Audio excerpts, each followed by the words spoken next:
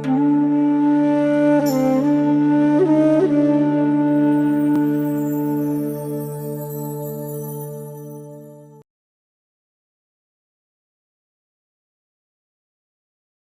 सबको मेरी तरफ से ओम काली। जैसे कि आप सब जानते हैं कि आज का टॉपिक ध्यान है। ध्यान अनावश्यक विचारों को मन से निकालकर शुद्ध और आवश्यक विचारों को मस्तिष्क में जगह देता है। ध्यान से ही हमारे मूल स्वरूप या कहें कि हम स्वयं को प्राप्त कर सकते हैं। और ध्यान से हमें शांति भी बहुत मिलती है, जैसा कि हम सब जानते हैं। ध्यानस्थ होंगे तो ज्यादा बात करने और जोर से बोलने का मन भी नहीं करता। जिनके भीतर व्यर्थ के विचार हैं, वे ही ज्यादा बात करते हैं। भटके हुए मन के लोग जिंदगी भर व्यर्थ की बातें करते रहते हैं। जैसे आपने टीवी चैनलों पर बहस होते देखी होगी। कभी आपने देखा है कि बहस से समस्या का समाधान हो गया हो? समस्या का समाधान तो बहस में नहीं, ध्यान में ही है। ये हमें से कुछ साधकों ने महसूस भी किया है। लोगों को ध्यान की शिक्षा दी जानी चाहिए ताकि उन्हें पता चले कि हम ध्यान से अपनी समस्याओं को कैसे ठीक कर सकते हैं। ध्यान से विचारों पर नियंत्रण भी आता है। जो हमारे मन में इतने विचार चलते रहते हैं, जिन्हें हम खत्म करना चाहते हैं। हमारे मन में एक साथ कई विचार चलते हैं। मन में दौड़ते विचारों से मस्तिष्क में शोर सा मचने लग जाता है, जिससे मन में क्या पैदा हो जाती है? अशांति पैदा हो जाती है। ध्यान अनावश्यक विचारों को मन से निकालकर शुद्ध और आवश्यक विचारों को मस्तिष्क में जगह देने का काम करता है। ध्यान एक महत्वपूर्ण आध्यात्मिक अभ्यास भी है। ध्यान मूल रूप से मौन है। इसका अर्थ है कि मन को शांत करना, विचारों को शांत करना। ध्यान व्यक्ति को शरीर, मन और अहंकार की लालसाओं से ऊपर उठने में भी मदद करता है।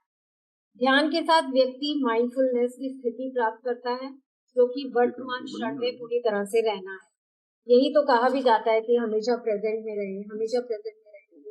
लेकिन कैसे रहें, ये कैसे कोई बताए हमें? तो ये जानने के लिए हम गुरु जी से चाहेंगे कि वो हमें थोड़ा मार्गदर्शन करें इस बारे में कि हम कैसे ध्यान की तरफ जाएं, अपना ध्यान में मन लगाएं। गुरु जी। आप सब साधुओं को मेरा प्रणाम। एक बड़ी इंटरेस्टिंग डेवलपमेंट हुई है हमारे शिव कालीबोध में धीरे धीरे। वो ये डेवलपमेंट चल रही है कि अब सबके प्रश्नों की जो गहनता है वो बढ़ गई है।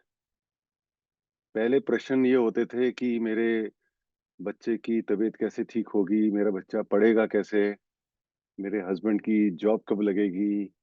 इस टाइप की जो हमारी पर्सनल इश्यूज रहते थे पहले, वो डिस्कस किए जाते थे। उसमें कुछ गलत नहीं है, वो तो पार्ट ऑफ द जर्नी है। जब तक हमारी पर्सनल इश्यूज रिजॉल्व नहीं होंगे तो हम लोग जो परम स्थिति है उसकी ओर क्यों कैसे जाएंगे, वो डिजायर कैसे आएगी हमारे अंदर। So this is all very natural. But हम प्रोग्रेस कर रहे हैं, ये सबसे बड़ी बात है। हमारे क्वेश्चन चेंज हो रहे हैं, हमारी डिजायर्स बढ़ रही हैं ईश्वर को जानने की, हमारे अंदर ईश्वर से जुड़ने की डिजायर अब आ रही है, हम ज्ञान को समझने लग गए हैं। ये बहुत सारे, मैं तो इनको माँ के मिरेकल्स ही कहूंगा कि जो सब लोग हमारे शिव कालीबोध में पारिवारिक जीवन व्यतीत कर रहे हैं, क्योंकि ये तो हमारे शिव कालीबोध का मूल है कि जो परिवार में है उन्हीं को ईश्वर प्राप्ति के मार्ग पे लेके जाने हैं। इसका मतलब ये नहीं कि जो सन्यासी है वो नहीं जा सकते, बट मेजोरिटी तो लोग पारिवारिक ही है ना। तो पारिवारिक जीवन सबके जब सुधर रहे हैं और उसके साथ उनके अब क्वेश्चन चेंज हो रहे हैं, तो ये तो माँ की बहुत बड़ी कृपा है हमारे पे। और साथ ही साथ सब लोग अब दूसरों को जोड़ने में लग गए हैं, दूसरों के साथ ज्ञान शेयर करने में लग गए हैं। और ये जो प्रेम है माँ का, दूसरे के साथ बांटने में लग रहे हैं। क्योंकि as far as I understand कि जो सबसे बड़ा कार्य यही होता है कि हम दूसरों को धर्म का जो रास्ता है वो बताएं। उससे बड़ा अगर पुण्य देखा जाए तो कोई और है ही नहीं है। हालांकि हम लोग ऐसा कोई पुण्य सीख भी नहीं कर रहे हैं, क्योंकि ये किसी कार्य को इस भावना के साथ करना कि हमें उससे पुण्य मिलेगा या हमारे को कोई आगे कोई बेनिफिट मिलेगा, तो वो भी फिर थोड़ा सा एक सेल्फिश मोटिव आ जाता है। हम तो उसको बस एंजॉय कर रहे हैं, हमें आनंद आ रहा है कि चलो माँ का जो परिवार है, माँ का जो सत्य है वो हम लोगों से शेयर कर रहे हैं, लोग उसको समझ रहे हैं, and we are very happy with that. वो हैप्पीनेस ही हमारे को ईश्वर से आगे जाके जोड़ देगी। तो जो आज का टॉपिक है ध्यान का, उसको डिस्कस करने के लिए, क्योंकि सबसे बड़ी बात है वो क्वेश्चन ही बहुत अच्छा है कि हम ध्यान क्यों करें? ध्यान की हमारे जीवन में सिग्निफिकेंस क्या है? और ध्यान से हमारे जीवन में परिवर्तन क्या आएगा? ये 3 ही चीज़ें आती हैं ना। तो अगर इस प्रश्न को हम इसका मूल पकड़े तो वो तो ये है कि ध्यान के बगैर तो कुछ मिलेगा ही नहीं ईश्वर। बिना ध्यान भगवान है ही नहीं, पॉसिबल ही नहीं है। तो हम जो भी शिव काली बोध में प्यूरिफिकेशंस कर रहे हैं, शुद्धिकरण कर रहे हैं अपने डिफरेंट चक्रों का, वो इसलिए कर रहे हैं कि हमारा सतोगुण बढ़े, क्योंकि जो सतोगुण है जब वो पूरी तरह से हमारे अंदर एस्टैब्लिश हो जाएगा, तो हम ध्यान की स्थिति प्राप्त करेंगे। ध्यान का मतलब हो गया हर समय ईश्वर हमारे ध्यान में, हर समय ईश्वर से हम जुड़े हुए हैं। ध्यान कोई क्षण भर का नहीं होता कि थोड़ी देर के लिए हमने मेडिटेशन किया और हम जब उससे उठे मेडिटेशन से, तो हमारी जो भी नेगेटिव विचार हैं, जो भी नेगेटिव हमारा बिहेवियर है और जो भी हमारे नेगेटिव एक्शंस हैं, वो वहीं के वहीं चल रहे हैं। तो कोई प्रकटीकरण नहीं हो रहा सतोगुणों का। तो ध्यान का मतलब हो गया कि जब आप हर समय आपका चित्त ईश्वर में लगा हुआ है, आपको ध्यान है इस बात का कि ईश्वर मेरे साथ हैं, आपको इस बात का ध्यान है कि मैं आत्मा हूं और वो आत्मा ही शिव है। हर समय इस चीज के आपके अंदर ध्यान चल रहा है, इस चीज का एक मनन चल रहा है, तो ध्यान लगता है। लेकिन उस ध्यान तक पहुंचने के लिए हमें अपना शुद्धिकरण भी करना है, और उस शुद्धिकरण के लिए जो हमारी साधना हम करते हैं, उसका एक जो प्रोसेस है वो मेडिटेशन भी है। उसको हम ध्यान बोल देते हैं, बट एक्चुअली में ध्यान का जो रियल मीनिंग देखा जाए तो वो ये होगा कि ध्यान की स्थिति, मेडिटेटिव स्टेट, वो हमें अचीव करनी है। और वो जितना हम अपने आप को प्यूरिफाई करेंगे, उतना ही हमारे अंदर जो हमारे रजो और तमो गुण हैं, जो हमारे डिफरेंट चक्रास को डिस्टर्ब करते हैं, और उस डिस्टर्बेंस के कारण हम ध्यान की स्थिति प्राप्त नहीं कर सकते हैं, वो जब प्यूरिफाई हो जाएंगे तो ध्यान लग जाएगा। तो शिव काली बोध में तो हर चीज बड़ी स्पॉन्टेनियस है। उसके लिए हमारे को कोई विशेष प्रयास नहीं करना। प्रयास बस इतना करना है कि अपनी साधना कर लें, 2 टाइम की साधना कर लें, और जो जो हमारी शुद्धिकरण के प्रोसेसेस हैं, जल क्रिया है, हिम क्रिया है, और उसके अलावा हम संशुद्धि क्रिया करते हैं, हम हवन करते हैं दैनिक, जो भी हम करते हैं और जितना आप कर सकें वो आप कर लें साथ में। It is so simple. तो जैसे हम वो चीज करते रहेंगे हमारा ध्यान लग जाएगा। ध्यान लग गया तो हम किचन में काम कर रहे हैं, हम ऑफिस में काम कर रहे हैं, हम किसी से बात कर रहे हैं, तो हमारा ध्यान लगा हुआ है, हमारा चित्त कनेक्टेड है, हमारे ध्यान में हरदम चल रहा है कि मेरी जो आत्मा है वो ही शिव है। तो जब और सामने वाले के अंदर भी वही शिव बैठा है, यही ध्यान है। It is so simple. वो ध्यान हट जाता है। हम काम में बोलते हैं ध्यान से काम करो, हम बोलते हैं कि ध्यान से पढ़ाई करो, हम बोलते हैं ध्यान से अपने जो भी आपके डिफरेंट एक्टिविटीज हैं वो ध्यान से करो। तो जब हमारा दिन भर का जो हमारा जीवन है, जब वही आध्यात्मिक जीवन है, हमारा जीवन ही आध्यात्मिक है, वो जब हम उस ध्यान में जुड़ जाते हैं तो हमारा जो वर्ल्डली जीवन है, जो भौतिक जीवन है, वो अपने आप ही सुंदर हो जाता है। क्योंकि हमारे ध्यान में हम समय चल रहा है कि मैं एक स्पिरिचुअल बीइंग हूँ, I am a soul, I am an आत्मा। अभी हम लोग कहाँ फंस गए हैं कि मैं ये शरीर हूँ। और जैसे हम ये सोचते हैं हम ये शरीर हूँ, तो शरीर से जुड़ी जो जो हमारी सफरिंग्स हैं वो हमें तंग करने लग जाती हैं। तो whole process is so simple, design by god. भगवान ने हर चीज इतने सुंदर तरीके से हम भक्तों के लिए डिजाइन करी हुई है, क्योंकि हम ही तो देवता हैं। बोला है ना कृष्ण जी ने कि 2 टाइप के लोग हैं।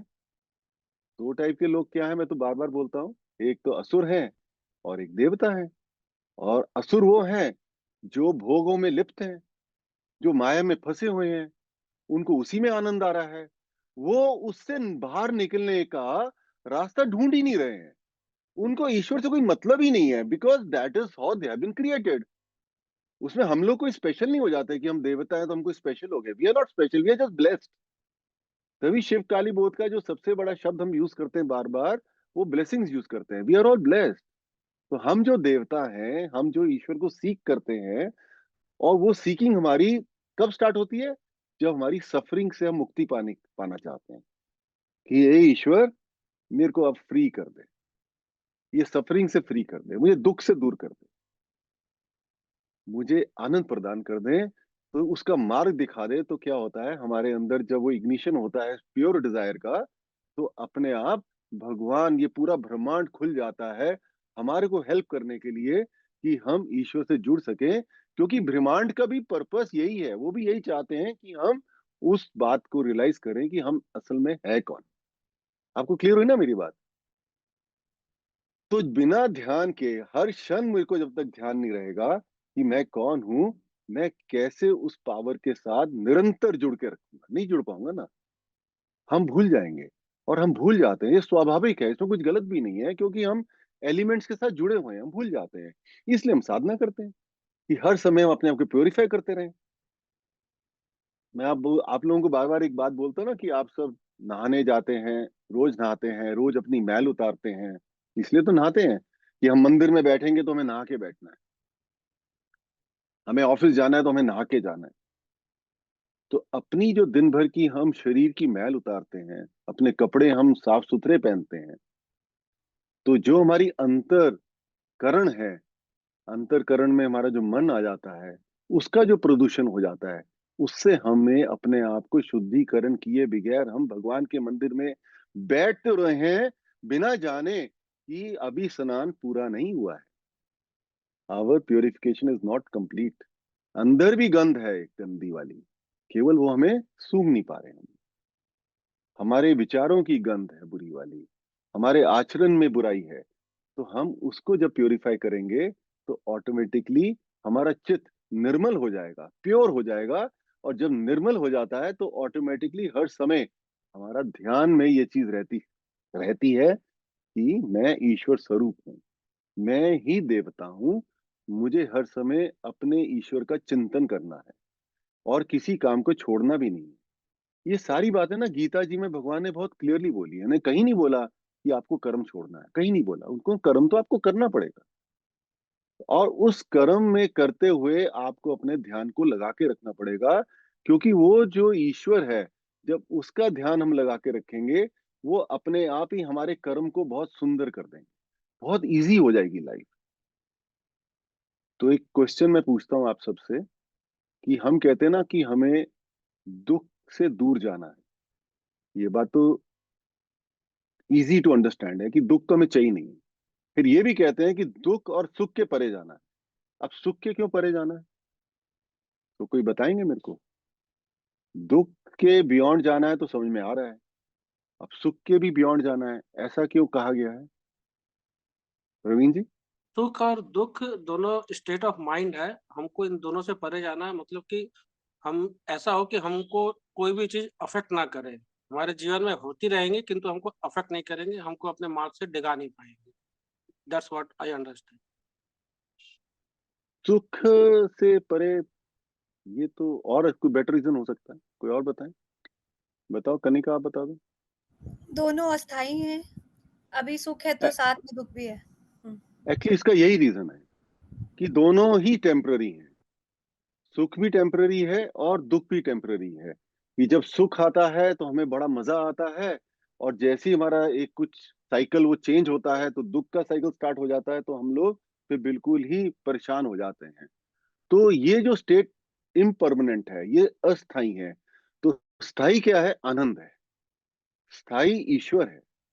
ईश्वर जो है वो स्थिति कभी बदलती नहीं है। तो हम आनंद में जब जाते हैं तो हम लोगों को जो स्थाई सुख मिलता है, तो that is called the permanent सुख, द परमानेंट हैप्पीनेस। उस स्थिति में जाना है, उसी के लिए हमें ध्यान की जरूरत है। उसी के लिए हमें उस ईश्वर परमेश्वर से जुड़ के रहना है। अगर हम जुड़ के नहीं रहते तो आनंद नहीं मिल सकता हमारे को। आनंद नहीं मिलेगा तो क्या होगा? जीवन, पूरा जीवन ही ऐसे निकल जाएगा, कभी खुशी कभी दुख, कभी खुशी कभी दुख। और धीरे धीरे क्या होगा? जो दुख का समय है वो बढ़ने लग जाता है। तो बड़ा ही एक हमारे को दुखदाई हो जाता है कि यार ये कोई जीवन है क्या? फिर लोग ऐसी बड़ी बड़ी बातें करते हैं कि मेरे को मोक्ष मिल जाए, मैं तो दोबारा से इस पृथ्वी पे आऊंगा ही नहीं। अरे, इतना तो निराशाजनक जीवन नहीं है हमारा। M I right? इतना तो निराशाजनक नहीं है। और स्पेशली हम जो लोग हैं, देवता स्वरूप हैं, जिन्होंने तप किया पिछले जन्म में, हम सब ने तप किया, मैं ये बात भी बार बार बोलता हूँ ना। उस तप के कारण हमें इतना सुंदर जीवन मिल गया, इतना अच्छा परिवार मिल गया, हमें सारी सुविधाएं मिल गई, हमें अच्छी तरह के लोग मिल गए।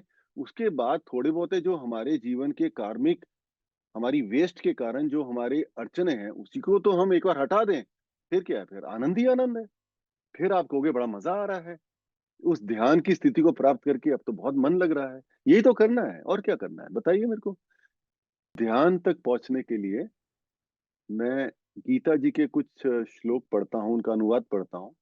उससे आपको बड़ा इंटरेस्टिंग समझ में आया कि भगवान ने क्या बोला है, कि हमें बेसिकली उस ध्यान की स्थिति प्राप्त करके करना क्या है। हमारे को ना हमारे लक्ष्य क्लियर हो जाना चाहिए एक बार बस। अब हमारा लक्ष्य ये हुआ कि हमने आनंद प्राप्त करना है।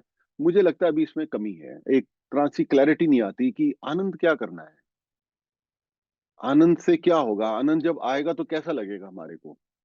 तो भगवान ने क्या बोला हमारे को गीता जी में, कि हमारे को स्थिर बुद्धि प्राप्त करनी है। उसको स्थिर प्रज्ञ बोलते हैं, कि हमारा जो इंटेलेक्ट है वो स्थिर हो जाता है। उस स्थिति में जाना है जब हम डाउटलेस हो जाते हैं, हमें कोई शंका नहीं रहती कि ईश्वर है या नहीं है। अभी हमें पता है ईश्वर है, आप सबको पता है ईश्वर है, बट हम लोग ना बीच में डिस्कनेक्टेड हो जाते हैं। जैसे ही कोई ऐसा सिचुएशन आती है हम अपने दिमाग को लगाना शुरू कर देते हैं, हम चिंता करने लग जाते हैं। अरे चिंता क्यों करनी है, विषय तो सारा चिंतन का है। अगर हम ध्यान में लग गए तो चिंतन चलेगा ना, कि हाँ ईश्वर है, वो देख लेंगे। चिंता कहाँ, जब चिंतन आ गया तो चिंता की कोई जगह ही नहीं है वहां पे। वो कैसे आएगा, ध्यान से ही आएगा ना। कि आपको ध्यान आ गया, आप कोई बच्चे की परेशानी आ गई घर में, कोई हमारे को ऐसी सिचुएशन आ गई जो बड़ी हमें डिस्कम्फर्ट दे रही है, तो क्या हुआ, आपने या तो चिंता करेंगे, लेकिन अगर ध्यान लगा हुआ है तो आप चिंतन करेंगे। इंटरेस्टिंग बात है ना, आप चिंतन करेंगे, अरे माँ देख लेगी ना, ईश्वर है ना। उस टाइम हम ईश्वर से भूल जाते हैं। जबकि माँ हमारे को इतने मिरेकल्स भी दिखाती है अपनी उपस्थिति के, हमारा बिलीव भी स्ट्रांग हो जाता है। लेकिन जैसे ही हमारी कोई जॉब में प्रॉब्लम आ गई, कोई ऑफिस में प्रॉब्लम आ गई, कोई घर में किसी ने कुछ बोल दिया, हम फिर चिंता में चले जाते हैं। अब चिंता में क्यों जा रहे हैं हम लोग, हमें चिंतन करना है कि मेरा भगवान है। मेरे को प्रूफ मिल गया उस बात को, वो हर समय उपस्थित है, और वही हो रहा है जो वो चाह रहे हैं, उन्हीं की विल के अनुसार सब हो रहा है। गॉड विल ऑलवेज प्रिवेल, हम कुछ भी सोच लें।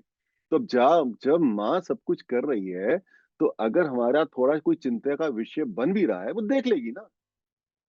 तो वो जो चिंतन की स्थिति है वो भी कब आएगी, ध्यान से आएगी। कि आपका ध्यान लग रहा है भगवान में, हर समय ध्यान है कि वो है, दैट पावर इज देयर, और वो आपको प्रोटेक्ट कर रही है। एक्चुअली ये हमारी शिव काली बोध की सबसे बड़ी हमारे को ब्लेसिंग है। हमने देख लिया कि काली माँ जो है वो हमारे को देख रही है, वो हमारी हर क्षण हमारा रक्षा कर रही है। हर क्षण एक माँ के जैसे हमारे अच्छे बुरे के बारे में वो चिंता करती है हमारी। वो हमारी चिंता कर रही है कि मेरे बच्चे को कोई प्रॉब्लम ना हो। क्यों? क्योंकि हमने पिछले जन्मों में तपस्या करके आज वो स्थिति प्राप्त कर ली कि अब मिलने का समय है। तो माँ ने अपनी उपस्थिति का हमें बहुत सारे प्रमाण रेगुलर बेसिस पे दे रही है। Am I right, do you agree with me on this ना? आप बताइए मीना जी, आप एग्री करती हैं? हाँ जी, बिल्कुल। मैंने तो जब से ज्वाइन किया है शिव काली बोध, मुझे तो लगता है कि मेरे पास रोज ही कुछ ना कुछ ऐसा हो जाता है, कोई ना कोई क्षण ऐसा आ जाता है कि अरे ये ये कैसे हो गया, अरे ये तो अपने आप ही हो गया, हमने तो सिर्फ सोचा ही था। तो ऐसी बहुत बड़ी बड़ी बातें भी हैं जो कि शायद अगर हमने यहाँ ज्वाइन करने से पहले अगर वो हमारे साथ हुआ होता, तो हमने शायद वही आपने जो बोला कि चिंता का विषय बन जाता वो। लेकिन अब वो चिंता का विषय ना बनकर उसको चिंतन में लग गए कि भाई हाँ, माँ काली बैठी है हमें देखने के लिए, हमारी माँ है वहां। तो वो जो चिंता थी वो अपने आप ही सॉर्ट आउट हो गई, सारी चिंता रही ही नहीं देखने। हम्म। तो ये तो मेरे साथ तो बहुत चल रहा है, और भी साधकों के साथ ये सब हो रहा है जिन्होंने भी ज्वाइन किया हुआ है। तो ये है। तो क्या होता है जब हम ईश्वर अपनी उपस्थिति के हमें प्रमाण दे देते हैं, है ना? माँ ने हमें चमत्कारों के माध्यम से दिखाया कि वो है। अब क्या होता है, जैसे ही कोई परेशानी आती है और हम चिंता में चले जाते हैं, तो माँ ना बड़ी दुखी हो जाती है कि मेरे बच्चे इतने कमजोर क्यों हैं, कि मैं जब इनको अपनी सारी बातें हर समय अपनी उपस्थिति का प्रमाण देती रहती हूँ, इनकी सारी प्रॉब्लम्स को सॉल्व कर देती हूँ, प्रॉब्लम आती है आप देखते हैं सॉल्व हो रही है। इतने मिरेकल्स हो रहे हैं, फिर भी हम जब चिंता करते हैं ना, सीरियसली मैं बता रहा हूँ, माँ बड़ी दुखी हो जाती है कि मेरे से अब और क्या चाहिए तुम लोगों को। फिर भी वो उससे निकाल देती है, क्योंकि माँ हमें प्यार करती है। माँ काली की ये जो प्यार की शक्ति इतनी स्ट्रांग है, वो सब हम लोग एक्सपीरियंस कर रहे हैं। तो आप लोग की यही मेरी रिक्वेस्ट है कि आज हम जब ध्यान का टॉपिक पे और डिटेल में बात करें, भगवान कृष्ण की भी बात सुने गीता जी में, तो ये चीज हमारे अंदर धीरे धीरे आ जाए कि अब माँ को ना तकलीफ देना बंद कर दें, माँ के ऊपर ना फेथ को डामाडोल करना बंद कर दें। ये क्यों हम लोग पेंडुलम बन जाते हैं? पेंडुलम के एक एक्सट्रीम में गए तो फेथ हो गया, दूसरे एक्सट्रीम में चले गए, स्विंग कर गए, तो फिर डाउट आ गया। एक एक्सट्रीम में चले गए तो माँ ही माँ, माँ कृपा, माँ देख लेगी, माँ कर लेगी। और जैसे ही दूसरे एक्सट्रीम में गए, अरे कुछ खराब ना हो जाए, अरे नौकरी ना चली जाए, अरे ये प्रॉब्लम है हमारा, कोई सीरियसली कोई इशू ना हो जाए लाइफ में। वाई? है ना? क्यों, किस लिए? आपने सरेंडर करना है ना, धीरे धीरे ध्यान में जाना है, ध्यान में रहेगा ना, माँ है, she will see. So that state we have to reach of ध्यान, कि ध्यान हमारा एक ऐसा स्ट्रॉन्ग बॉन्ड हो जाए हमारा और माँ का, कि वो बॉन्ड फिर टूटे ही ना। जैसी डाउट आया बॉन्ड टूट जाता।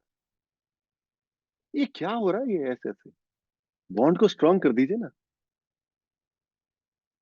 इतना स्ट्रॉन्ग बॉन्ड हो जाए कि कोई डाउट ही नहीं हुआ। तो ये जो डाउटलेस अवेयरनेस कहते हैं इसको ना, इसको कहते हैं निर्विकल्प समाधि। यही हमने पहुंचना है। ये सारी की सारी जो हम साधना कर रहे हैं, हम पद्धति कर रहे हैं, हम शुद्धिकरण कर रहे हैं, हम ध्यान कर रहे हैं, हम कर्म योग के जो गुण हैं वो अपने अंदर स्टैब्लिश कर रहे हैं, उस सब ने हमको एक ही स्थिति में ले जाना है, वो है निर्विकल्प समाधि। That is the state of doubtless awareness, कि अब कोई डाउट नहीं है। आप समझे मेरी बात को? अब कोई भी डाउट नहीं है। और उस स्थिति में क्या होता है, जो भगवान कृष्ण ने गीता जी में कहा है, वो मैं अब श्लोक पढ़ूंगा इसके बाद। उन्होंने ये बोला है कि जो स्थिर बुद्धि पुरुष है, बुद्धि स्थिर हो गई, स्थित प्रज्ञ भी कहते हैं, कि उसका जो इंटेलेक्ट है, उसका जो विजडम है, उसमें वो स्टैब्लिश हो गया कि हाँ, ईश्वर है, वो परोपकारी है, वो करुणामय है, वो प्रेममय है, वो हर समय मेरे साथ है, क्योंकि मैं देवता हूं, विदाउट एनी ईगो इश्यूज। ये देवता का जो स्थान है, ये जो स्थिति आपको मिली है आपकी अपनी तपस्या से। तो ये जब सब आता है हमारे अंदर, धीरे धीरे हर क्षण हमारा तब ध्यान इस्टेब्लिश हो जाता है। तो ध्यान क्या हुआ? इस्टेब्लिश हो गया। ध्यान क्या हुआ? हमारे विचारों में, हमारे बिहेवियर में, और हमारे आचरण के जो जो एक्शंस हैं, जो जो हम सोचते हैं, जो जो हम करते हैं, वो ध्यान क्योंकि पूरा स्ट्रांग बॉन्ड हो जाता है, हम अपने सतोगुण में पूरी तरह से जम जाते हैं। तब क्या होता है? तब वो स्थिति मिलती है सत्यचित आनंद। अब आनंद, अब आनंद ही आनंद है। कुछ बुरा भी हो गया, माँ देख लेगी। किसी की कोई ट्रेजेडी होगी हमारी फैमिली में, थोड़े आंसू बहा लिए, दुख का है, दुख तो मनाना ही है। ऐसा भी नहीं करना कि इतना अलगाव ले आए कि भैया अब हमारे तो फर्क नहीं पड़ता, ये सब तो होना है। What nonsense! ये कौन गुरु ये सब बातें सिखा रहे हैं कि अगर कुछ ऐसा हो जाए तो आप लोगों को तो बिल्कुल रिएक्ट नहीं करना, तो कोई घर में बुरा भी हो गया तो भी रिएक्ट नहीं करना। अरे क्यों नहीं करना? हम इंसान है ना, हम तो इमोशन से बने हुए हैं, हम तो प्यार के पुतले हैं। हमको प्यार चाहिए तो प्यार देना भी तो है ना हमारे को, सबको। तो कुछ बुरा हो गया, थोड़ा दुखी तो हो गए, लेकिन अपनी साधना को हमने डिस्टर्ब नहीं किया। आपको मेरी ये बात समझ में आई? जब मैंने बोला कि अपनी साधना को डिस्टर्ब नहीं किया, मीन्स कुछ हमारे साथ ऐसा कुछ हुआ, वैसे तो ऐसा होता ही नहीं अब जो शिव काली गोद में जम रहे हैं, बट ऐसा इतनी बड़ी फैमिलीज होती हैं। अब हमारे साथ क्या होता है कि जैसे किसी के घर कोई मृत्यु हो जाती है, चाहे वो किसी दूर रिश्तेदार हो, सबसे बढ़िया चीज क्या होती है? पूजा बंद कर देते। अब पूजा नहीं करेंगे, खाना खाएंगे, सोएंगे, पूरे दिन वहां बैठ के बतियाएंगे, गॉसिपिंग करेंगे, दूसरे की बुराइयां भी करेंगे, सब कुछ करेंगे, पूजा नहीं करेंगे। ये क्या विडंबना कर दी हम लोगों ने, कि उस टाइम तो हम और ज्यादा पूजा करें और ज्यादा ध्यान करें और भगवान से प्रार्थना करें कि हे प्रभु, मेरी अगर प्रार्थना आप सुन लेते हैं तो इन व्यक्ति की जिनकी मृत्यु हो गई है, इन पे ऐसी कृपा कर दें कि इनकी जो आत्मा है उनको मुक्ति मिल जाए। तो जब हमारा कनेक्शन बन गया और हम उस व्यक्ति से प्रेम करते हैं, तो भगवान वो बात सुन लेंगे हमारी, उस आत्मा को भटकना ही नहीं पड़ेगा, उसको मुक्ति मिल जाएगी। तो क्या हुआ, हमारी एम्पावरमेंट के कारण, हमारे डाउटलेस अवेयरनेस के कारण, हमारे ट्रुथ की अंडरस्टैंडिंग के कारण हमने पूजा नहीं बंद करी और ज्यादा करी।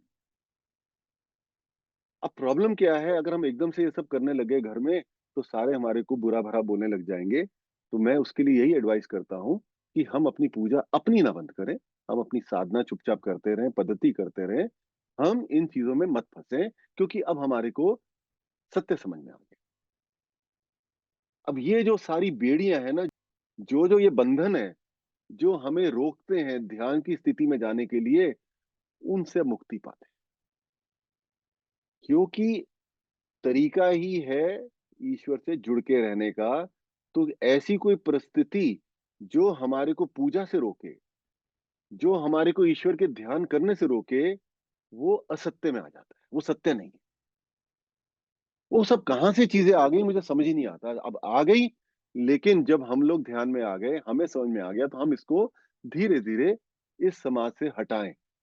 इसीलिए तो बनते हैं ना जो इतने सारे अच्छे लोग हैं, जिनको हम लोग कहते हैं जो समाज सुधारक होते हैं। जैसे सती की प्रैक्टिस थी, बहुओं को जला दिया जाता था, और जो हमारे कास्टिज्म है, ये सब हमारी जो समाज में बुरी प्रथाएं आई हैं, जो एंटी गॉड है, उनको कार्य करने के लिए समाज सुधारक बहुत कार्य करते हैं। तो शायद हम भी समाज सुधारक ही हैं, हम अपने से स्टार्ट करें, तो ईश्वर बड़े खुश हो जाएंगे कि मेरे बच्चों को अब सत्य समझ में आ गया। तो जो असत्य है उसका सामने करने के लिए अब वो डर नहीं रहे। ये भय निकालना है हमारे को। अभी आने वाला हूं मैं गीता पे, भगवान बोलेंगे कि 3 चीजें हमें हटानी है अपने अंदर से। क्या? राग, भय और क्रोध। किस लिए हटानी है? अगर हमें ध्यान में जाना है, हमें निर्विकल्प समाधि में जाना है, हमें फिर प्रज्ञ पुरुष या महिला बनना है। इस बारे में कोई क्वेश्चन पूछेंगे, फिर मैं स्टार्ट करता हूँ। मेरे को बात बहुत अच्छी लगी कि हम भी समाज सुधारक है, अपने से शुरुआत करें। हम दूसरों के ऊपर ही थोपना चाहते हैं कि नहीं तुम मतलब तुम ऐसे करो, ये करो, मतलब दूसरों को करेक्ट करना चाहते हैं। यूजुअली ऐसे ही होता है, हम भी वही करते हैं। तो अपने अपने से शुरुआत करें, ये जो है वो सबसे बड़ी बात है। एक्चुअली वही है, यदि हम सुधर गए तो सब सुधरा ही पड़ा है।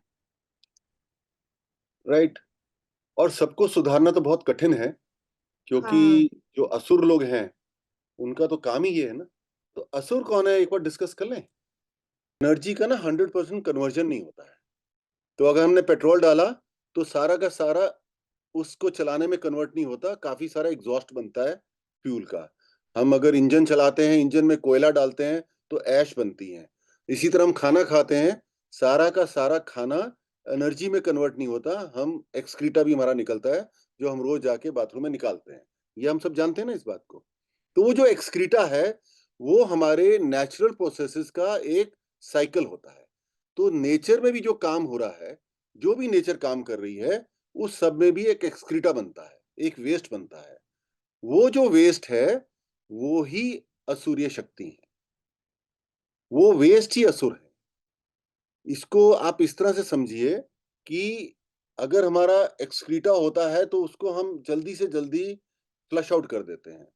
हमारे अगर शरीर में मैल आती है, वो हमारे शरीर का एक्सक्रीटा होता है, जो हमारी स्वेट का एक्सक्रीटा होता है, उसको भी हम इमीडिएटली नहा के निकाल देते हैं। तो वो इसलिए निकालते हैं क्योंकि हमारे उसकी स्मेल आती है, वो जर्म्स प्रोड्यूस करता है, उसमें जर्म प्रोड्यूस हो जाते हैं, वो हमारे को नुकसान पहुंचाते हैं।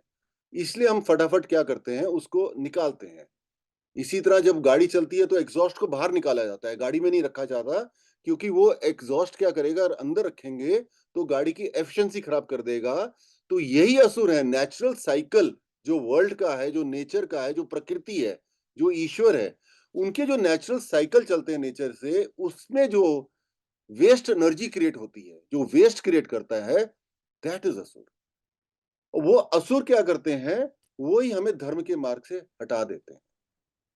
तो एक नेचुरल प्रोसेस है, इसका मतलब ये नहीं कि असुरों का कोई देवता है या असुर देवता है कोई, ऐसा नहीं है।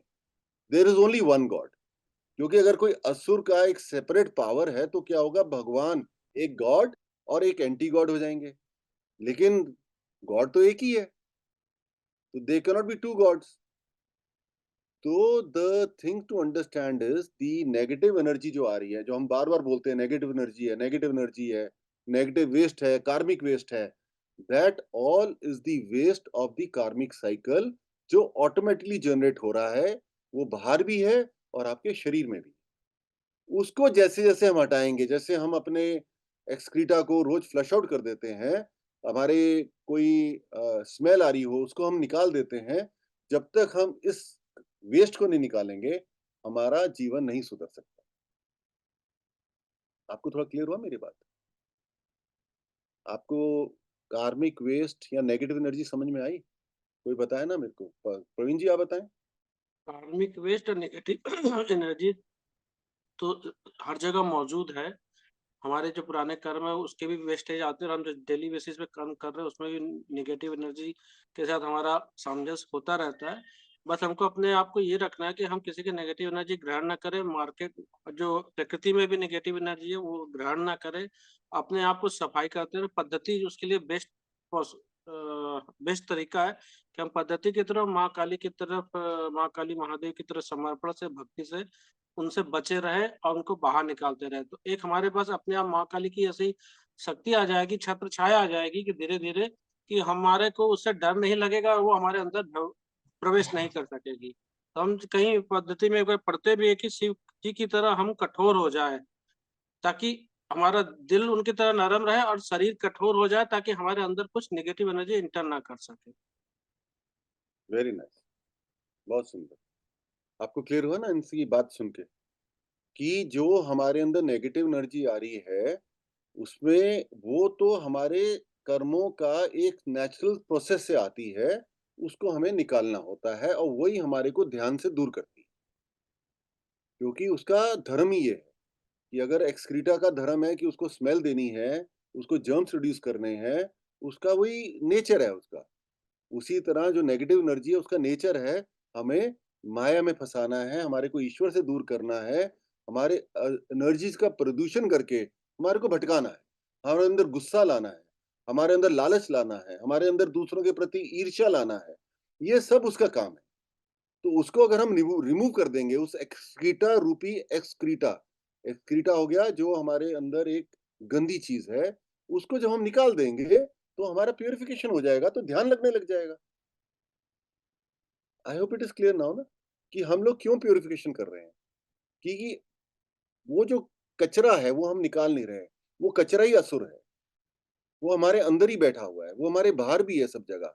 तो जब हम लोग अपना अपना कचरा निकालेंगे, उसके साथ क्या होगा, बाहर का जो कचरा आपके अंदर नेचुरली आएगा, तो आप ईश्वर के इंस्ट्रूमेंट बन जाते हैं बाहर के कचरे को साफ करने के लिए। धीरे धीरे क्या होगा, इस सृष्टि का जो सतोगुण ही बढ़ जाएगा। अभी क्या हो गया ना, इतना कचरा सृष्टि में फैल गया है नेगेटिव एनर्जी का और इन असुरीय शक्तियों का, कि ये कलयुग का कारण ही ये है कि भाई भाई को पसंद नहीं कर रहा है, बेटा बाप को पसंद नहीं कर रहा है, हस्बैंड एंड वाइफ में इतनी तनाव रहते हैं, इतने ईगो क्लैशेस हो रहे हैं हमारे, एक सुकून की जिंदगी नहीं मिल पा रही है। कोई कोई पूजा पाठ करता है उसको भी घर वाले रोकने लग जाते हैं, क्योंकि पूजा पाठ को एक बड़े नेगेटिव तरीके से देखा जा रहा है। उसका कारण क्या है कि वो जो नेगेटिव कचरा है, वो जो कार्मिक वेस्ट है, वो जो असुरीय रूपी जो नेगेटिव एनर्जी है, वो हमारे हृदय में और हमारे मस्तिष्क में सब जगह घुस चुकी। तो आप सब के सब जो अपना प्योरिफिकेशन डेली बेसिस पे कर रहे हैं, आप सारे ईश्वर के ऑलरेडी इंस्ट्रूमेंट बन चुके। आप अपने अपने लेवल पे सफाई कर रहे हैं। तो जो अर्चना ने कहा कि हमें समाज सुधारक बनना है, उससे बड़ा काम कर रहे हैं हम इस टाइम। अनलोइंगली, बिना जाने हम ये जो असुर रूपी कचरा है, इसको साफ कर रहे हैं। क्योंकि माँ ने हमारे को स्पिरिचुअली एम्पावर करके ये सिखा दिया कि हमने उस कचरे को साफ कैसे करना है। है ना? आपको समझ में आई ये बात? ये जो स्पिरिचुअल टेक्नोलॉजी हमें मिली है, यही हमारी ब्लेसिंग्स है। इसके कारण ही हम लोग अपने ध्यान की स्थिति को प्राप्त कर सकते हैं। तो अब मैं आता हूँ गीता जी के उन श्लोक पे, जिससे हमें समझ में आएगा कि भगवान हमें क्या बताना चाह रहे हैं कि ऐसी कौन-सी स्थिति में हमें जाना है, जिससे हम गिरेंगे नहीं। यही हम सबका लक्ष्य होना चाहिए। इस चीज़ को हम गुड। धीरे-धीरे अपना लक्ष्य बनाएँ। हाँ, बताइए अर्चना जी क्या कह रहे हैं? हाँ, में ये है कि नेगेटिव एनर्जी और कार्मिक वेस्ट दोनों अलग-अलग चीजें। कार्मिक वेस्ट क्या मतलब जो है वो क्या है? मेरे को थोड़ा क्लियर नहीं है। बहुत अच्छा क्वेश्चन पूछा आपने। नेगेटिव एनर्जी क्या हुआ? जो हमने कहा, जो भी नेचर का साइकिल चल रहा है, उसका जो वेस्ट क्रिएट हो रहा है, वो क्या हो गया? नेगेटिव एनर्जी हो गया। अब कॉन्टिन्यूअसली जब हम उस नेगेटिव एनर्जी से अफेक्टेड रहते हैं, तो हम वैसे-वैसे अपने जो इंद्रियाँ हैं हमारी, वो जब पॉल्यूट हो जाती हैं उस नेगेटिव एनर्जी से, तो हम उन इंद्रियों के वश में आके, हम वैसे-वैसे गलत काम करने लग जाते हैं। हम क्रोध करने लग जाते हैं, हम ईर्ष्या करने लग जाते हैं, हमारी दूसरे को हम दुःख देके अपना स्वार्थ पूरा करने लग जाते हैं। तो हम लोगों को नोइंगली अननोइंगली हर्ट करते हैं अपनी वाणी से, अपने एक्शन से। हम इस पूरे एक सेल्फिश सा एक हमारा ना वो बन जाता है, प्रकृति हमारी बन जाती है। उसके कारण जो हमारे कर्मों का जो हमें फल फिर भोगना पड़ता है, जो हमारे कर्म खराब हो जाते हैं एक तरह से, वो फिर कार्मिक वेस्ट हमारा इकट्ठा हो, वो कार्मिक वेस्ट है, जो हमें पिछले जन्मों से लेके आ रहे हैं। वो कॉन्सिक्वेंस क्यों है? वो नेगेटिव एनर्जी जो हमारे अंदर घुसती जा रही है, उसकी हम सफाई नहीं कर रहे, उसके कारण जो हम गलत चीजें कर रहे हैं, वो कार्मिक वेस्ट हो जाता है। तो आप पिछले जन्मों का भी लेके आए और इस जन्म में भी आपने इकट्ठा किया। अब आप शुद्धिकरण से उसको भी हटा रहे हैं और साथ में नेगेटिव एनर्जी को भी निकाल रहे हैं, ताकि आप वो गलतियां दोबारा ना करें। समझ क्लियर आएगा। समझे? हाँ, क्लियर। है ना? क्लियर हो गया ना? कितना सिंपल है। अब हमने पिछले जन्मों में जो इकट्ठा किया, हम उस टाइम नहीं निकाल पाए, तब आपने तप किए, तप करके आपने निकाले, तभी आज आपको ये ईश्वर की ब्लेसिंग मिली। तो आपके ऑलरेडी आपने पिछले जन्मों के तपों से अपने कार्मिक वेस्ट को बहुत कम कर दिया था। तो भगवान कृष्ण ने क्या बोला गीता में कि जब आप अच्छे से साधना करते हैं, तपस्या करते हैं और आपकी जर्नी कंप्लीट नहीं होती उस जन्म में, तो अगले जन्म में मैं आपको अच्छा परिवार देता हूँ, अच्छी सुविधाएं देता हूँ, आपको ज्ञान देता हूँ, ताकि आप उस जर्नी को आगे बढ़ाएं। भगवान जी ने गीता में बोला है। लेकिन होता क्या है, जब हम वो तपस्या करके एक इस जीवन की अच्छी उपलब्धियां पाते हैं, पैसा मिल जाता है, हमारे को अच्छा परिवार मिल जाता है, तो हम उसमें ढह जाते हैं। हम भूल जाते हैं कि हमने ये जो आज जीवन मिला, उस तपस्या के कारण मिला। उस तपस्या को हमने आगे बढ़ाना है और वो हम भूल जाते हैं। हम उसी में खो जाते हैं, तो फिर क्या होता है अगले जन्म में फिर से हमारे को वही साइकिल झेलना पड़ता है। वही हमारे को सफरिंग झेलनी पड़ती है, वही हमारे को परेशानियाँ झेलनी पड़ती हैं। वो कार्मिक वेस्ट जो हमने पिछले जन्म में कम किया कि आज हमें कोई अच्छी स्थिति मिली, इस जन्म में हमने फिर नया कार्मिक वेस्ट इकट्ठा कर लिया, अब झेलो उसको। फिर झेलो। लेकिन हम नहीं झेलेंगे ना, क्योंकि हमारे को काली माँ की कृपा हो। हमें सत्य समझ में आ रहा है। हमको समझ में आ गया कि जो मैं श्लोक पढ़ूंगा उसमें भगवान यही बोल रहे हैं कि तुम्हारे को जो आनंद है जीवन का, जो भी सुविधाएं हैं, जो भोग है, करेक्ट शब्द है भोग, वो भोगते हो ही आपको आगे बढ़ना है। उन्होंने कहीं नहीं बोला यहाँ पे इन श्लोक में कि जो स्थित प्रज्ञ की जो स्थिति है, जो डाउटलेस अवेयरनेस की स्थिति है, उसको एनलाइटनमेंट भी कहते हैं और उसी को मोक्ष कहते हैं। समझ में आया? ज्यादा हैवी तो नहीं हो रहा? बताइए दीपिका। हाँ जी, एक्चुअली हैवी था बेसिकली लास्ट लाइन। बाकी तक तो समझ आ गया, नेगेटिव एनर्जी तक और इंद्रियों का कार्मिक वेस्ट तक समझ आ गया, उसके बाद का हैवी था कौन सी बात नहीं समझ में आई बताइए? जो आपने लास्ट बोली है। कौन सी जो बताइए? अभी लास्ट की 2 लाइनें जो बोली है ना, वो समझ नहीं आई। ओके, चलो आज इसको भी डिस्कस करते हैं। अगर हमारा आज लेक्चर नहीं कंप्लीट होगा तो अगली बार कंटिन्यू कर लेंगे भगवान जी के श्लोक। तो पहले हम बेसिक चीजें तो समझ लें। तो मोक्ष क्या है? जब मोह का अंत हो जाता है। हाँ जी। मोह क्या है? मोह इग्नोरेंस है, अज्ञानता है। जिस अज्ञानता के कारण हम इस सृष्टि के हर चीजों से अटैच हो जाते हैं। ये सोचते हैं ये मेरी है, सब कुछ मेरा है, ये बच्चे मेरे हैं, ये घर मेरा है, ये गाड़ी मेरी है, ये मेरा अहंकार भी मेरा है, सब कुछ मैं करते हैं बकरी के जैसे। तो हम वो जो अटैचमेंट होता है उसके कारण ही हमारा दुख क्यों आता है? क्योंकि जब वो अटैचमेंट के साथ एक्सपेक्टेशन होता है, अपेक्षाएं होती हैं कि मेरा पति है, उसको मेरे साथ इस तरह बिहेव करना चाहिए। मेरे ऑफिस में मैं सीनियर हूं तो मेरे जूनियर्स को मेरे साथ इस तरह बिहेव करना चाहिए। मेरी बड़ी गाड़ी है और मेरे जो सर्वेंट्स हैं उनको मुझे अच्छे से ट्रीट नहीं करना क्योंकि वो मेरे से नीचे हैं। इस टाइप की जो हमारे अंदर स्टूपिड चीजें आती हैं अपने अहंकार को लेके, हमारे जो मैं से हम अटैच हो जाते हैं और वो मैं ही हमारा माया है ना? आप समझ रहे हैं ना? उससे जब हम मुक्त होते हैं तो उसको मोक्ष बोलते हैं। तो क्या होता है? हम मुक्त हो जाते हैं, हम फ्री हो जाते हैं। तो शिव जी का एक नाम है, शिव जी के लिए एक बात बोलते हैं कि वो जीरो है, शून्य है। इसका मतलब क्या होता है? यही स्थिति हमें जाना है। आपने सुना है कि शिव को शून्य बोला जाता है? आप में से किसी ने सुना है तो बताएं मेरे को। कौन बोलेगा? आप बताइए। हाँ, नीतू जी बताइए। ओम काली गुरु जी। ओंकाली। ज्यादा तो नहीं पता बट उनका एक श्लोक है, मतलब ना पापम ना दुखम, मतलब मैं पाप से परे हूँ, हर चीज से परे हूँ, ना जन्म हुआ है। तो फिर लास्ट में है कि मैं शून्य हूँ। हम्म, शून्य है मतलब शून्य शायद खुद ही एक बहुत बहुत बड़ी चीज है। हम्म, उसके अंदर सब आ जाता है और नहीं भी आता है। तो शिव जी के लिए बोला जाता है वो निराकार है, निर्गुण है, पैदा नहीं हुए, मतलब वो कोई भी जो हम चीज सोच सकते हैं ना हमारे संसार में है, उन चीजों से बिल्कुल अलग है वो। तो वो हाँ, शिव जी के लिए हमने सुना है मैंने कि वो शून्य है। नाइस। शिव जी शून्य अगर हैं तो वो शिव हमारे भीतर भी आत्मा रूप में है ना? तो शिव के जो जो गुण हैं वो हमारे अंदर पूरी तरह से समा जाना चाहिए। वही सतोगुण है।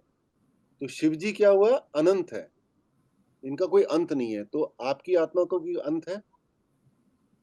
आप तो अपने आप को इस बॉडी से आइडेंटिफाई कर रहे हैं। तो जो हमने बोला कि पिछले जन्मों का आपने कार्मिक वेस्ट साथ कैरी किया, तो वो कहाँ से आया? वो आपकी आत्मा की जर्नी से ही तो आया, है ना? तो आप भी अनंत हैं, आपकी जर्नी भी अनंत है। इसलिए भगवान ने बोला ना अर्जुन से कि ऐसा नहीं है कि किसी सदी में तू नहीं होगा या मैं नहीं होगा, या आज से कई जन्म पहले तू नहीं था या मैं नहीं था। तू हमेशा था, मैं भी हमेशा रहूंगा। ये आत्मा की जर्नी चल रही है। तो हम सब, पहली बात है, हम शिव स्वरूप हैं। तो हमें इसीलिए जब ध्यान में जाना होता है तो यही समझना होता है कि हम आत्मा है, तो हम फ्री हो जाते हैं। तो जीरो का मतलब क्या हुआ? शून्य का मतलब क्या हुआ? कि हम ईगोलेस हो जाते हैं। कि हमें समझ में आ गया कर्ता ईश्वर है, सब भगवान ही तो कर रहे हैं। आप ना इसको एक तरह से और समझिए, ये सारा ना वीडियो बन गया है। आपकी लाइफ का वीडियो ऑलरेडी बना पड़ा है। आप अब उसमें कोई विशेष एडिशन सब्ट्रैक्शन नहीं करने वाले। दो वीडियो आपके बने हुए हैं। एक वीडियो है जब आप स्पिरिचुअल जर्नी पे नहीं आते, वो वाला वीडियो है जब आपको समझ में आता है कि ये जो मेरा भौतिक जीवन ही मेरा जीवन है, उसके साथ आपकी जो भी सफरिंग है, जो भी परेशानी है, जो भी अप्स एंड डाउन्स हैं, आप लाइफ में फेस करते हैं। वो एक वीडियो वैसे ही चलता है, उसको भी आप चेंज नहीं कर पाते। और दूसरा वीडियो ये होता है कि जो भगवान आपको अवसर देता है उनसे जुड़ने का, तो दूसरा वीडियो चालू हो जाता है जिसमें सफरिंग खत्म हो जाती है, परेशानियां खत्म हो जाती हैं। जैसे अभी एक केस हुआ हमारे यहाँ पे, एक महिला है, उसका नाम पूजा है। तो पूजा का क्या हुआ? बच्चा चोरी हो गया, गुम हो गया, सॉरी, एक मेले में गए और वो बच्चा गुम हो गया। अब वो बच्चा तो बेचारी ने बड़ी मन्नतों से मांगा तो मिला उसको, 4 साल का बच्चा, उसका नाम वंश है। अब जब वो गुम गया तो उन्होंने 4 घंटे उसको ढूंढा, वो नहीं मिला। और मेले में बच्चा गुम हो जाने का क्या कॉन्सिक्वेंस है आप सोच सकते हैं। कोई इतना बड़ा मेला नहीं था कि वहां पुलिस अवेलेबल थी। कुंभ मेले में तो पुलिस है ही है पूरे टाइम, वहाँ नहीं थी। 4 घंटे बाद मेरे पास जब फ़ोन आया तो मैं गाड़ी चला रहा था, मैंने गाड़ी रोकी साइड में और माँ को प्रे किया। क्योंकि मेरे लिए भी बहुत ये एक सीरियस मैटर था कि माँ के भक्त का बच्चा कैसे चोरी हो सकता है? पॉसिबल ही नहीं है कि उसकी उसकी सफ़रिंग तो जीवन भर की हो जाएगी। तो ऐसे केस में तो मैं माँ से एक तरह से लड़ भी जाता हूँ। माँ ऐसा नहीं हो सकता, आप कुछ करो इसका। फिर उसके बाद हमने 2 सेंटर गया नोएडा के में, हम लोग ने 2 घंटा वेट किया, फिर हमने डिसाइड किया कि 2 घंटे बाद हम पूजा के घर जाएँगे, वो भी तो हमारा परिवार है, उसके पास भी जाना है। 2 घंटे बाद फ़ोन आया कि वो बच्चा मिल गया। वो सड़क पे कहीं जा रहा था, एक मोटरसाइकिल वाले को दिख गया, उसने उसको बाइक पे बिठाया और उसके गाँव है बरोला, वहाँ छोड़ दिया, वहाँ से अपने घर चला गया। तो ये बात मैंने आपको इसलिए बोली कि वो जो पूजा का दूसरा वीडियो चालू हुआ, उसमें ये था कि वो जो कार्मिक वेस्ट है ना अर्चना जी, वो तो उसको झेलना था, लेकिन वो 6 घंटे में निबट गया। 6 घंटे में निबट गया। नहीं तो खोए बच्चे का क्या दुःख है, उस बारे में अगर आप चिंतन करके सोचें तो बहुत ज़्यादा दुःख है। तो अब वो वो जो भी पहले वीडियो में बच्चा कभी मिलना ही नहीं था, या 10 साल बाद मिलना था, 5 साल बाद मिलना था या मिलना ही नहीं था, आई डोंट नो। वो उसको 6 घंटे में मिल गया। तो वो कार्मिक वेस्ट माँ ने ऐसे निकाल दिया। वो भी हाईवे से होता हुआ गया। हाँ, वो नोएडा में सबको वो स्टोरी मालूम है। तो मैं आपसे ये बता रहा था, आप सबके 2 वीडियो बने हैं। तो एक वीडियो तो वो है, जब आप माँ काली, महादेव के शरण में चले जाते हैं और आपके अंदर ये डिज़ायर आती है कि मुझे ध्यान में जाना है। ध्यान में किस लिए जाना है? ताकि मेरी बुद्धि स्थित हो जाए। मेरे डाउटलेस बिल्कुल डाउटलेस हो जाऊँ कि मुझे अब चिंता नहीं करनी, मुझे चिंतन करना है, हर समय।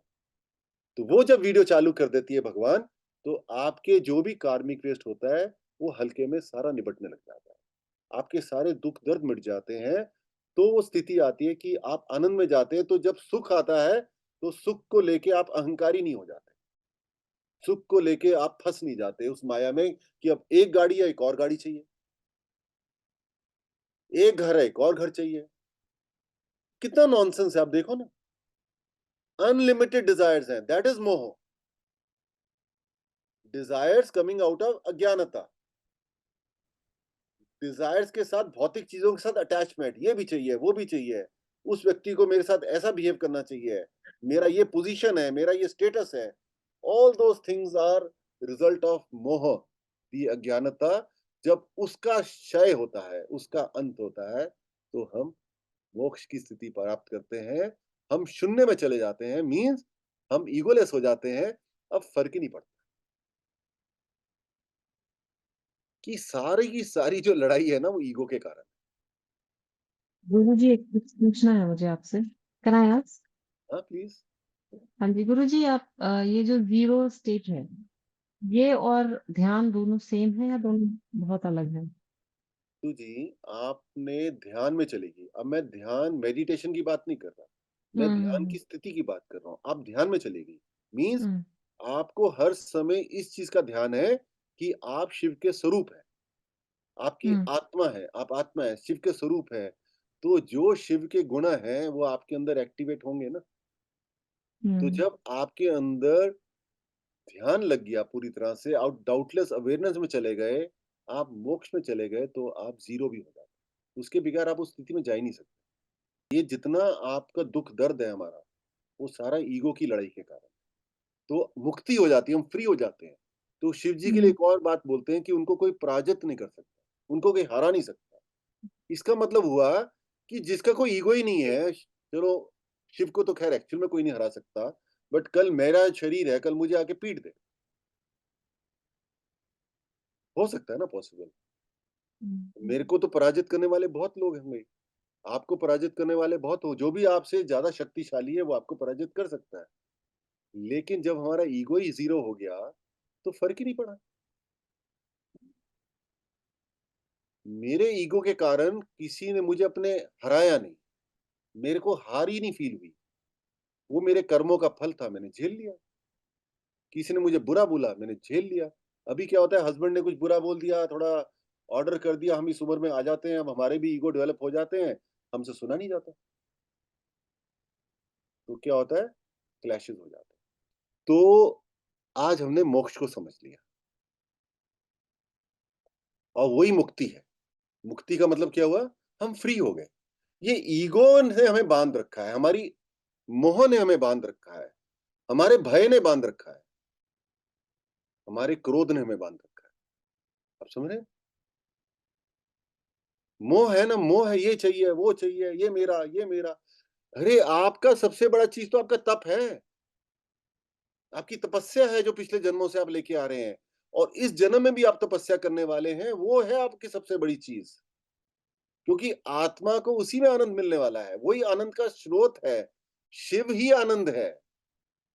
जब शिव एक्टिवेट हो गया, आपकी आत्मा एक्टिव होगी, आनंद ही आनंद है, वही आपको मुक्त कर देंगे। क्योंकि आपको कोई बंधन पसंद ही नहीं आएगा। इसका मतलब ये नहीं है कि घर बार छोड़ना है, वो नहीं है मुक्ति। देख रहे हैं ना बहुत लोग क्या कर रहे हैं, घर बार छोड़ के चले जाते हैं।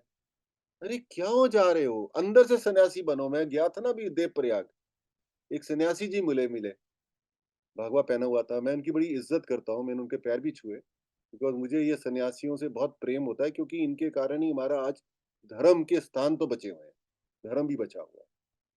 तो बहुत ही अच्छे लगे, उनकी एनर्जीज बहुत अच्छी थी। तो उन्होंने मेरे को देख के बोले, आप तो सन्यासी नहीं है। मैं कहा, बिल्कुल सही कह रहे हैं, मैं कपड़ों से सन्यासी नहीं हूँ, मैं अंदर से सन्यासी हूँ। तो हम सबको अंदर से सन्यासी बनना है, मुक्त होना है, फ्री होना है, वही आनंद है, वही मजा है। तो क्या होगा, बच्चे भी पढ़ जाएंगे, बच्चे भी अच्छे हो जाएंगे, हस्बैंड भी अच्छा हो जाएगा, क्योंकि आपका सतोगुण उनको भी एनर्जी देगा, आपकी कोई प्रॉब्लम भी सॉल्व हो जाएंगी, सब अच्छा हो जाएगा, सब बढ़िया बढ़िया, सब वेरी नाइस। आनंद हर समय। अब ईगो ही नहीं रहा, अब ईगो ही नहीं रहा तो आपको हर्ट कौन करेगा?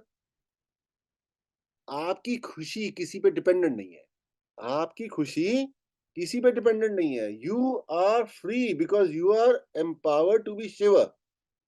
You yourself are Shiva. तो जब आप शिव है तो आपकी खुशी किसी पे डिपेंडेंट कैसे हो सकती है? आप पूरे टाइम आनंद फील करेंगी, पूरे टाइम खुशी फेस। किसी ने कुछ बोल दिया, और जिस दिन किसी ने आपसे ये बोला, अर्चना, अरे अर्चना को कहना तो बेकार है, उसको फर्क ही नहीं लग पड़ता, तो आप समझो आपका ध्यान लगना शुरू हो गया।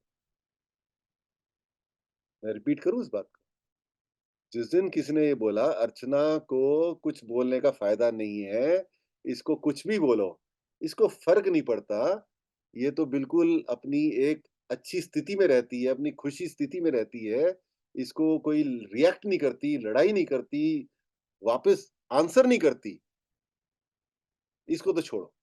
तो समझो ध्यान लगने लगा। अब चिंता से चिंतन में चले गए कि समय नहीं वेस्ट करना। चिंता में समय क्यों वेस्ट करें जब चिंतन करना है?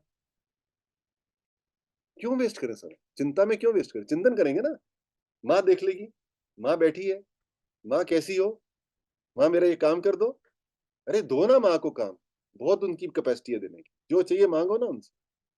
फिर फाइनली एक बात और मांग लो, माँ मुझे अब तुम खुद से मिलवा दो। तो अब हम लोग क्या करेंगे, अगले संडे को हम लोग जो वो ध्यान में जाने के लिए जो स्थिर प्रज्ञ बुद्धि प्राप्त करने के लिए जो भगवान ने बोला है ना, वो करेंगे। मैं कोशिश किया करूंगा कि हर लेक्चर में गीता जी से जरूर कोट करूं, क्योंकि मेरे तो यही फीलिंग है कि गीता जी अगर समझ में आ जाए ना, तो इस जीवन शैली को जीना कैसे है वो समझ में आ जाएगा।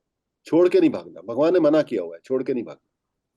परिवार के साथ, बच्चों के साथ इस जीवन का आनंद लेते हुए, सारे भोगों का आनंद लेते हुए, केवल उन भोगों से लिप्त नहीं होना होता। यही बोला है, यही मैं श्लोक पढ़ूंगा अगली बार। उन्होंने यही बोला है, आपको उन भोगों में फंसना नहीं है। तो आप करिए जितना करना।